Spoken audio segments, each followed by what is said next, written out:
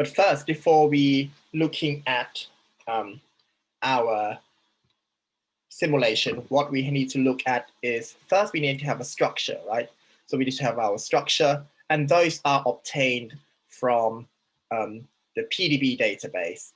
So or protein data bank database, which is called ISCB. So you can have a look at the data bank for our protein structure, which will then, you can download our structure from that using, you will see later that if I use PyMol, I will start fetching or loading some structure from this database. An example of that is something like, it will be written in 4-letter code. So for example, for SPI is the code for a chicken inwardly rectified potassium channel 2.2.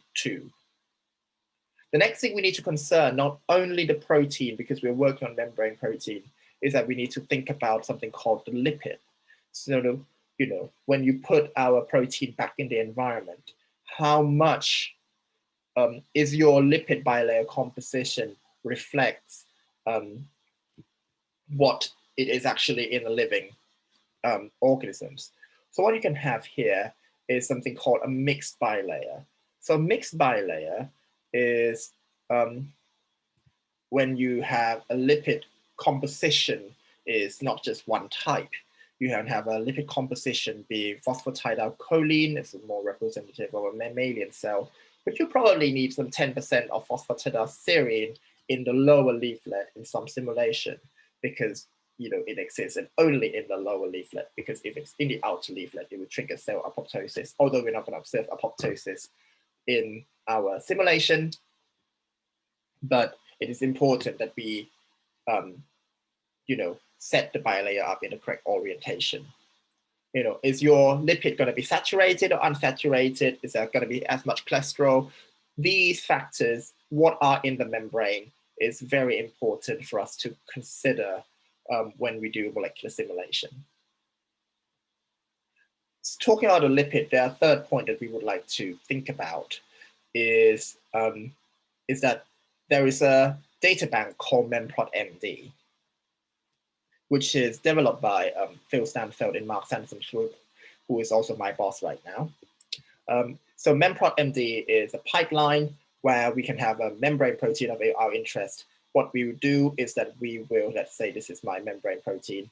I will draw a little square, a rectangle, cube around this part, and then put a lipid, and then just add lipid in here. And what it will do is that it will reassemble itself into a nice bilayer around that region, and then we solvate the rest in a box. And then we solvate the rest of the box with water. What you end up with is something called a self-assembly bilayer. A self-assembly bilayer means that the lipid self-assemble its orientation around the lipid, and then you have in the box, which is then solvate with water and iron in the box. And that is one way of preparing a molecular simulation.